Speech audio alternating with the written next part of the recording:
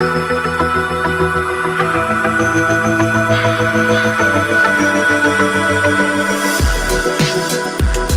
you have a question for Dr. Donna, please do leave it on my page and I will be happy to answer the question for you.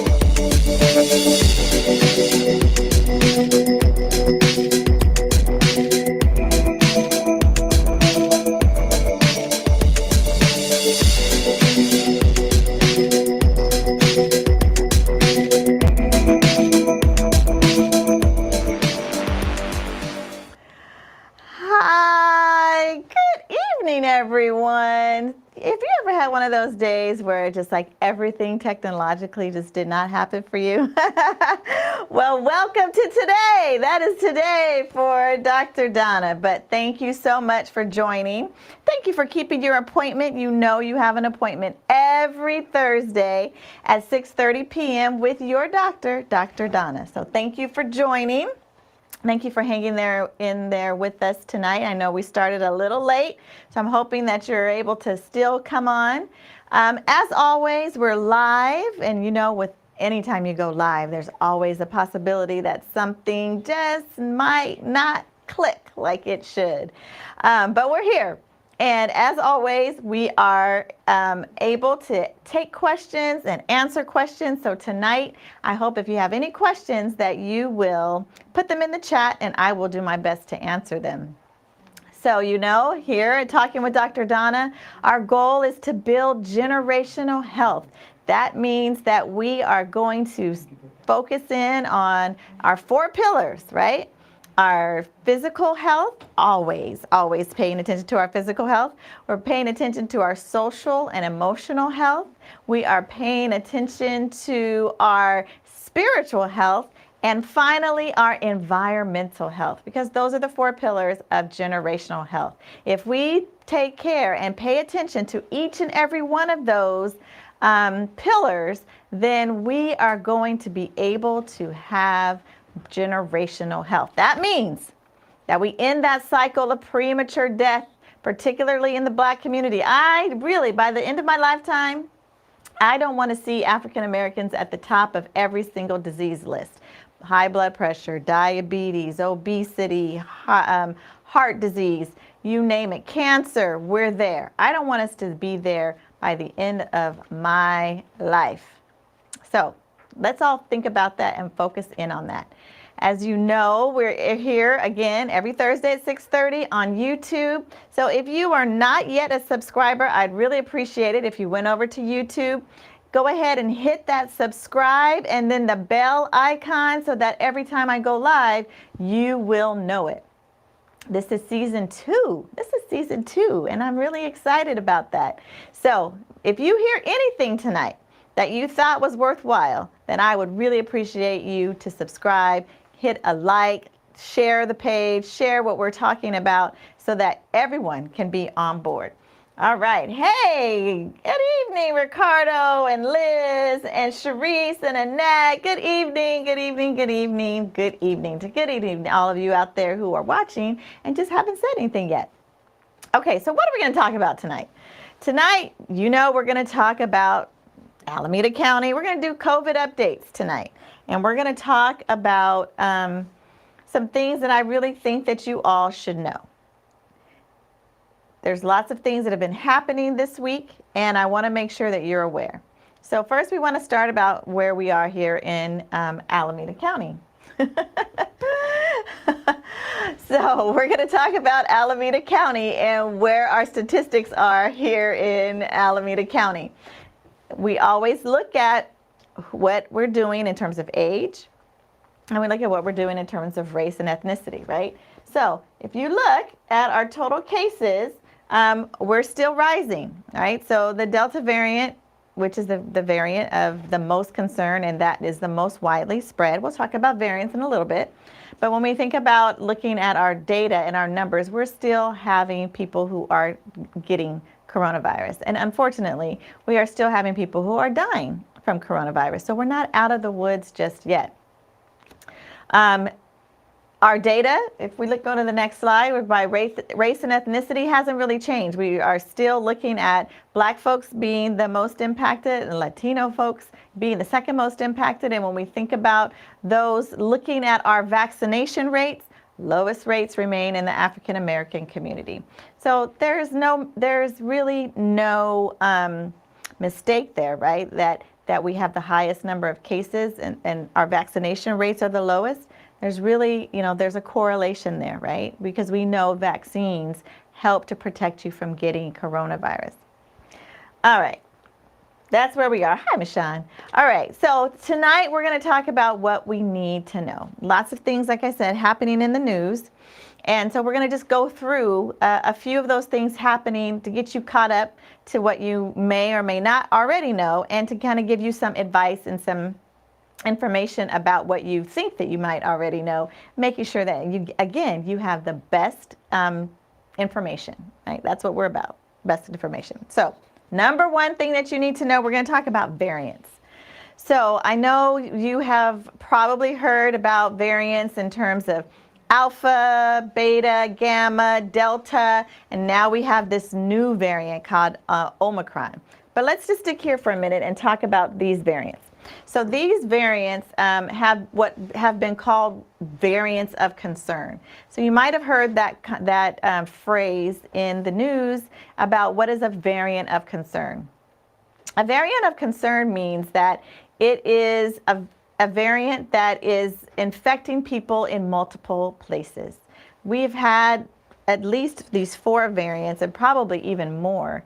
And what makes a variant of concern? So variants are caused by the mutations within the virus itself. So when the virus gets into your body, it infects your body, and then it's millions and millions and millions of copies of itself.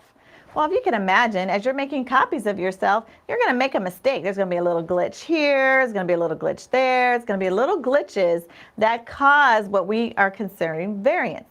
So variants are happening all the time. But some of these variants actually catch on. Some of these variants are smart enough to kind of evade dying off that they can become infectious.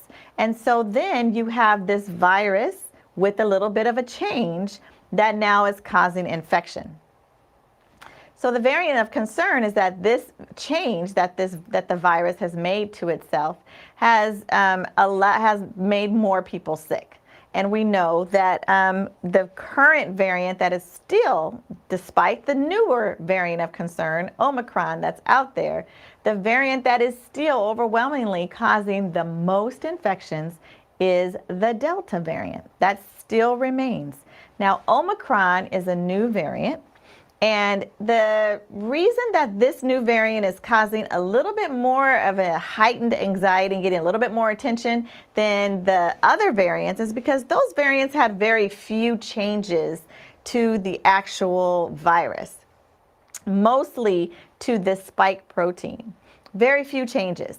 But Omicron has multiple changes. It has in the 50s number of mutations or changes to the protein. Now that is causing concern because it's saying, does that mean that it's going to be able to jump from person to person a lot easier? We don't know yet. It's kind of still too early whether or not it's easier to get coronavirus from this new variant. Is it going to be even more dangerous?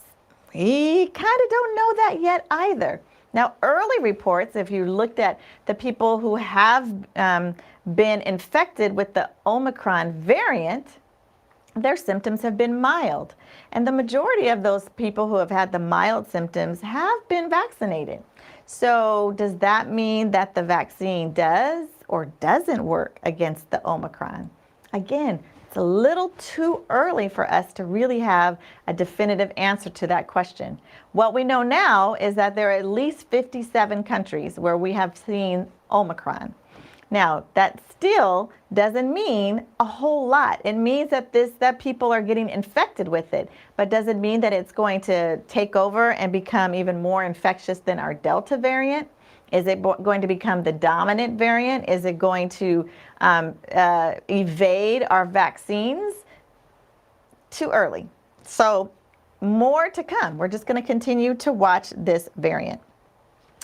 Number 2 that we're going to need to know, boosters. So going hand in hand with our virus, creating more mutations and getting kind of changing, we know for sure that if more people are vaccinated, then that prevents the virus from being able to make those millions and millions of copies, because your body already has a defense. The soldiers, you've heard me talk about this, the soldiers are already on their job. They're lined up. They're ready to fight the battle. So when the enemy, which is the virus, gets into your body, if you have the vaccine, your body's already prepared. You got that front line, you got the Army, Navy, Air Force, Marines, they're all ready for that virus when you are vaccinated.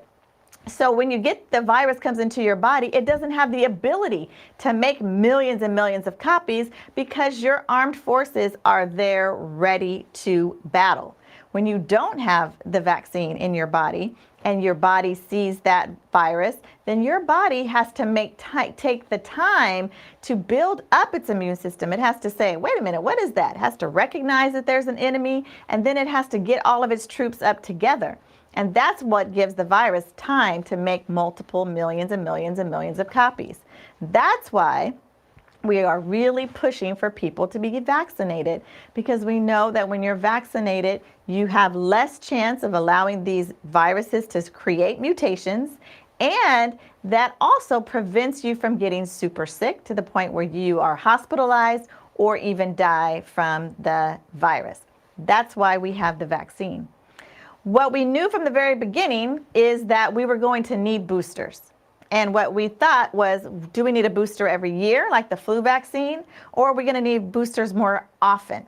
Well, right now we're saying if you have had your first dose, if you had Johnson & Johnson, or first 2 doses, if you had Pfizer or Moderna, if it's been 6 months since that second dose, then you're probably time for you to get a booster. So the question then is, well, if it's okay for me to get a booster, which booster should I get? Should I get the same booster of the same shot that I had, or should I get the booster of a different shot that I had from what I had the first time? So luckily, scientists are always looking around and trying to figure this stuff out because they know you're going to ask these questions. So they try to figure these out. So they have done this study, and this study was reported in the Wall Street Journal. And what it did is that it looked at what was your first shot. Was it Johnson & Johnson, or did you get the 2-dose Pfizer or 2-dose Moderna? And then depending on which vaccine you received, what did it look like if you got a booster shot from the Moderna, or a booster shot from Pfizer, or a booster shot from Johnson & Johnson? And it compared the antibody response. Right, that's your body, right, building up its soldiers. How did your soldiers line up and attack, and with what kind of, armament, how did they come armed? Did they come armed with a little bitty pop gun, or did they become armed with, like all kind of machine guns and AK-47s, and they was, grenades and big rocket launchers? How did they show up in the body in terms of your antibodies? So let's look at this. When you look at Johnson & Johnson, they did the initial shot of Johnson & Johnson, and then they said, okay, if we get a booster shot of Moderna, what did that do to your antibody response? And it said it boosted up or increased the antibody response by 76 times with the Moderna. With Pfizer, it did another big immune response, but only 35 times. And if you gave a booster shot of someone who had the Johnson & Johnson with the Johnson & Johnson, it really only boosted to about 4 times. So what is this saying? This is saying that, again, this is only after about 2 weeks, and we don't know long term, but we can pretty much extrapolate that if it happened after 2 weeks, it's probably continuing on for at least the next 6 months, that if you have the Johnson & Johnson vaccine as your first vaccine, you're probably going to get the best boost of your immune response if you get the Moderna vaccine. okay, as your booster. That's the conclusion. So let's look at the next vaccine. So then they looked at Moderna and did the same comparison and said, if you got the Moderna the first time, what happens if you got Moderna for the booster? And what happened if you got Pfizer for the booster? What happened if you got Johnson & Johnson? What is the conclusion here? If you got Moderna as your initial vaccine, then you can, you should probably, the Pfizer and the Moderna by one time, probably not that big of a deal. You could go either way. I personally got the Moderna vaccine and I did the Moderna booster. But between Moderna and Pfizer, you're going to be in great shape either way. All right, let's look at Pfizer. If you got Pfizer for your 2 doses, then it looks like, again, the better of the vaccine to boost up your antibodies is to go with Moderna. Go ahead, Dr. Corbett. You go ahead and get that vaccine done, girl. You did it. Moderna vaccine. Kizzmekia Corbett, one of the main scientists who worked on the Moderna vaccine. Black girl magic. Love it all day long, all day long. So that is the boosters. That means it's time for you to get a booster if it's been more than 6 months. And based on this particular study, it looks like you're going to be the best to get that Moderna as your booster shot. All right. The other thing about boosters is that you may have heard in the news that today the FDA gave emergency use approval for 16 to 17-year-olds to get a booster shot. So right now we were, prior to today, only 18 and above to get a booster shot.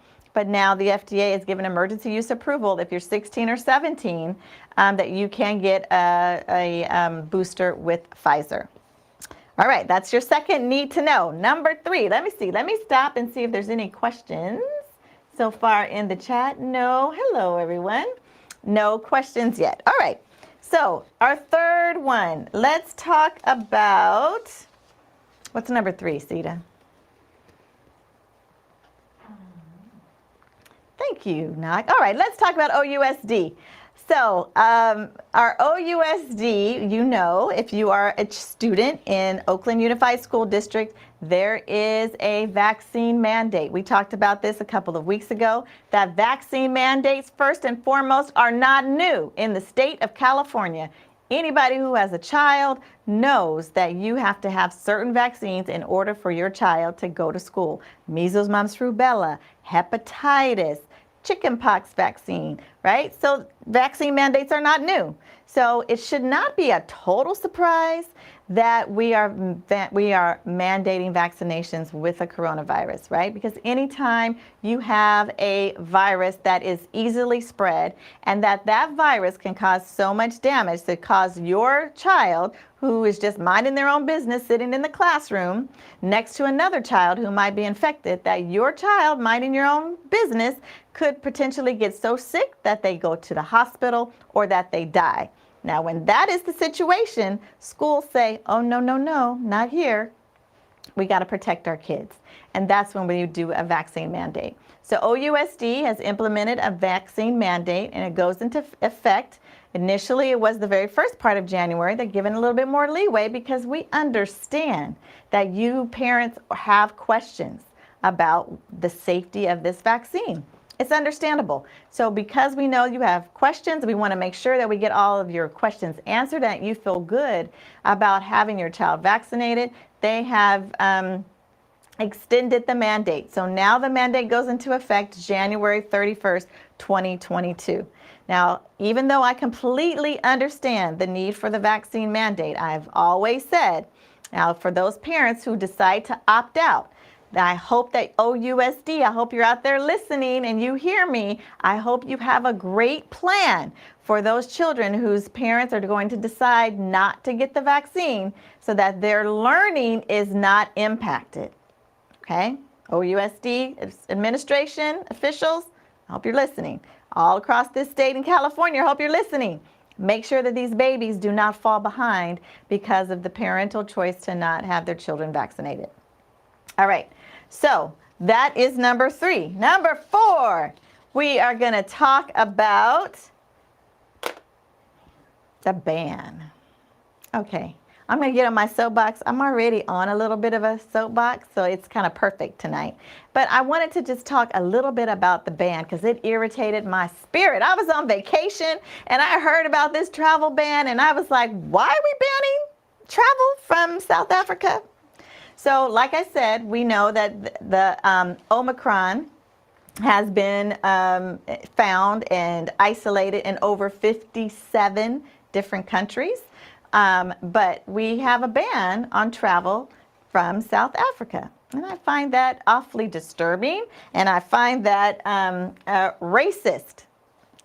Let me just put that out there. I find that racist, United States of America, because South Africa did what they were supposed to do.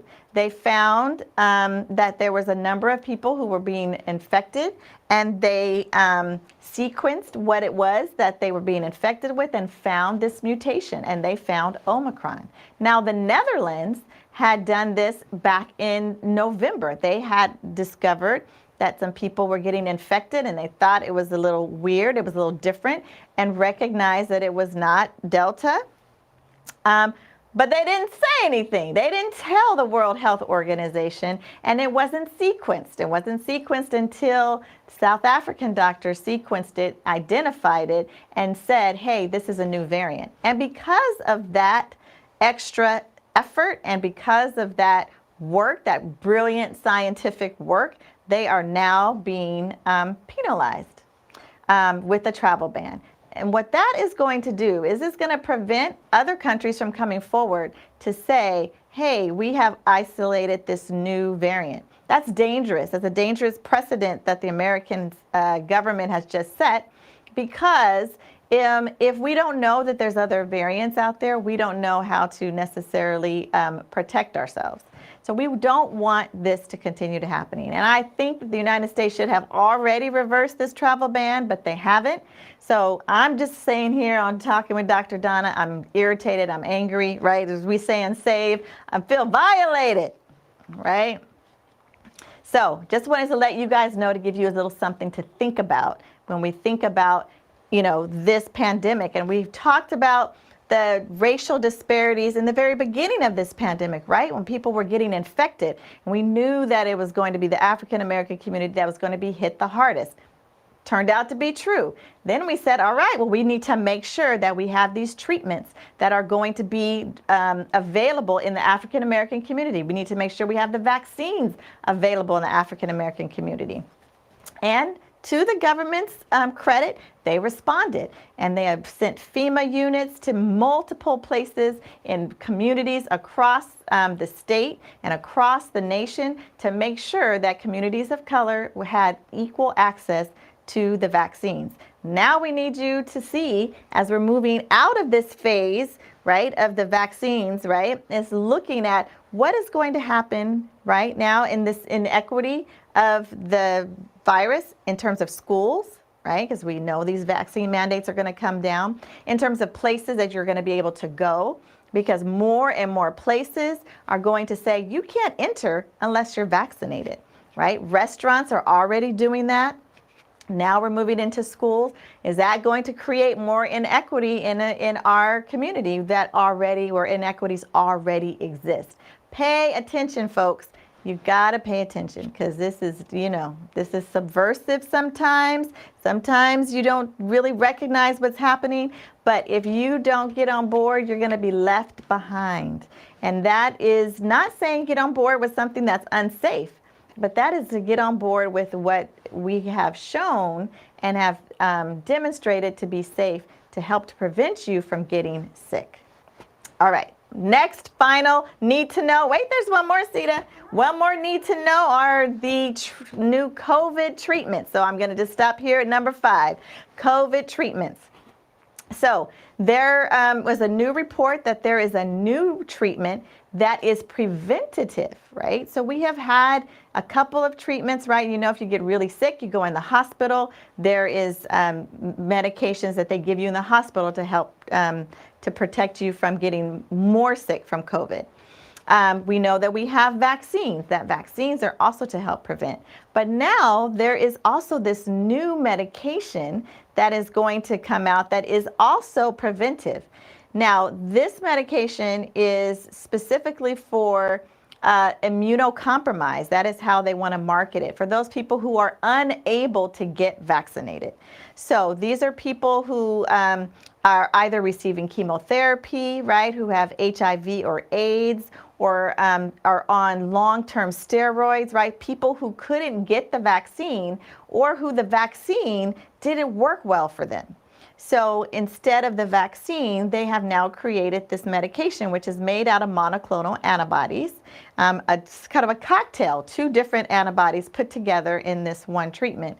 And it is meant to be preventative. Now, the study was kind of small. It only had about 5,000 people in the study.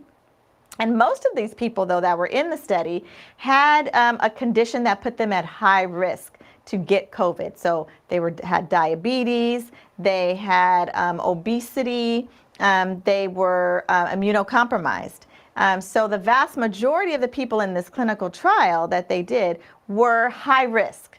And a very small number were those who were immunocompromised. But what they showed is that when they gave them this cocktail, that it gave them about an 84% protectiveness, right, against getting super sick from coronavirus.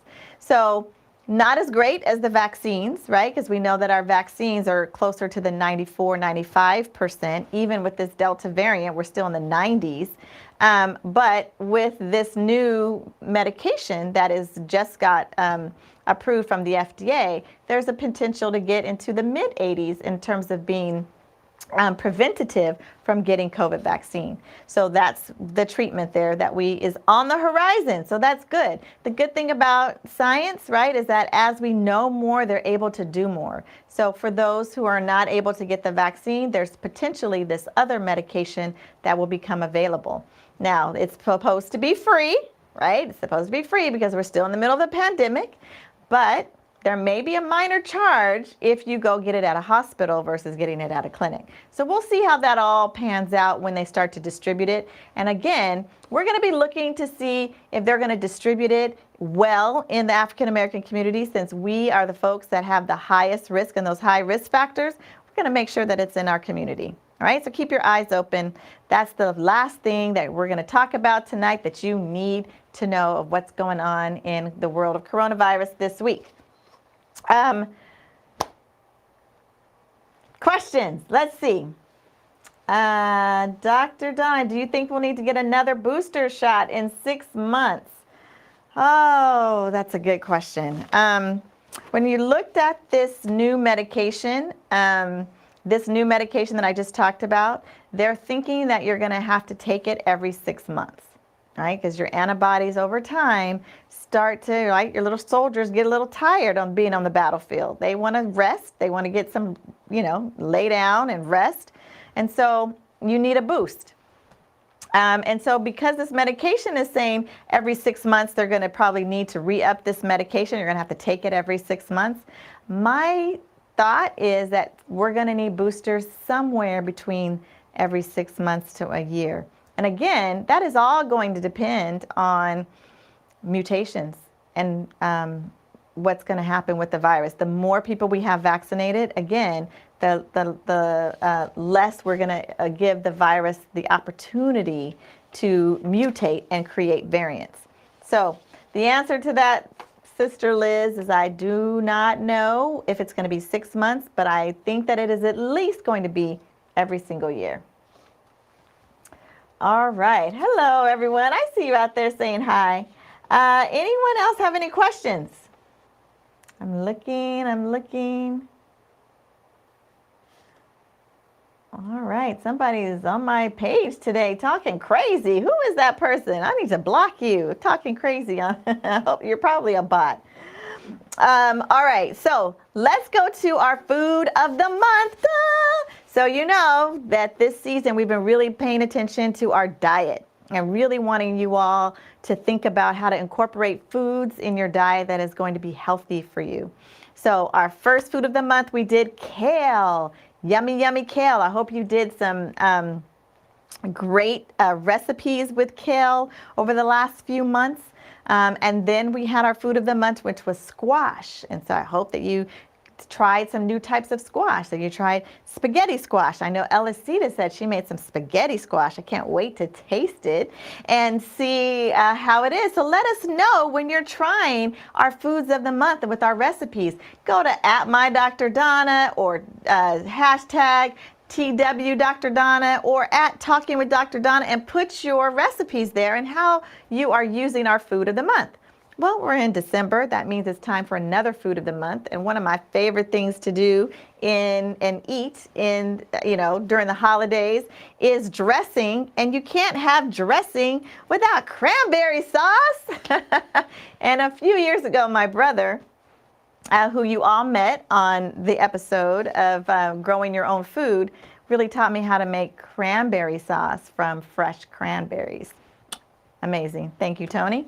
But our food of the month, cranberries. And why cranberries? Look at this.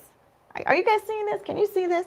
Do you see how many vitamins are in this little berry? This cute little red berry is so many vitamins. Vitamin C, folate, vitamin A, E, K. All of those vitamins, A, E, K, really help your body to do its job of digestion. So you really want to make sure you have those vitamins working for you. It helps with your blood clotting. So many different functions of our vitamins. But cranberries are jam-packed with vitamins. It's jam-packed with mineral and proteins and calcium and iron. So many good things. So this month, I want you to experiment and think about cranberries, right? It's also a good source of the antioxidants. It slows cancer progression, reduces inflammation. And you might think, well, what does that mean? Okay, well, we know inflammation is a precursor to many of our diseases like asthma and heart disease and cancer. So eating cranberries is going to help to reduce that. So also, remember your mama and your grandmother used to always say, drink some cranberry juice whenever you had a UTI? Well, it's actually true. It does reduce the incidence of UTIs. But you got to drink or eat the good stuff. Not cranberry juice that you get in that center aisle there. Because if you look at the number of carbs or sugar that's added to that, it's unhealthy. Sorry. So you got to go get that fresh cranberry juice that you get from like a Whole Foods or some sort of organic store. So pay attention to the amount of carbs that's in there. But drinking a glass of cranberry juice every day can really be beneficial for you. Adding some fresh cranberries to your salads, making your fresh cranberries as you make cranberry sauce. Many different ways in which you can make cranberries, but try to incorporate it into your diet this month. We'll try to give you some ideas and some recipes so that you can think about how you can use cranberries in some really great ways. So think about it. That's our food of the month. Yummy cranberries. Yay. All right, y'all. Well, that's it. That is our show tonight. I hope that you learned something. Again, if there's anything that you took away that you like, that you're going to share this segment with your friends and your family, make sure you go to YouTube, subscribe to my channel, Talking with Dr. Donna, and hit that bell icon so that you know whenever I go live. Tell a friend about this show and say, hey, what do you do on Thursday evenings? Well, I have a doctor's appointment every Thursday at 6:30 Pacific Standard Time. So keep your appointments. Thank you so much for continuing to watch. I hope and pray that you take care of yourselves, that you take care of your loved ones. If you have any questions about the vaccines themselves, look on some of my previous episodes. I've done lots of episodes about the vaccines and about the virus, so you can get some of your questions answered. In the meantime, take good care of yourselves. Remember, we're building generational health, starting with you right now. So until next week, at your doctor's appointment at 6:30 p.m., see you then. Take care.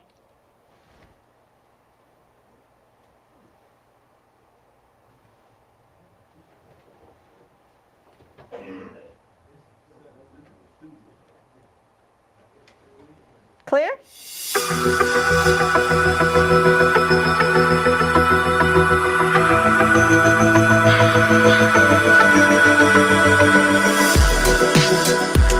If you have a question, question for Dr. Donna, please do leave it on my page and I will be happy to answer the question for you.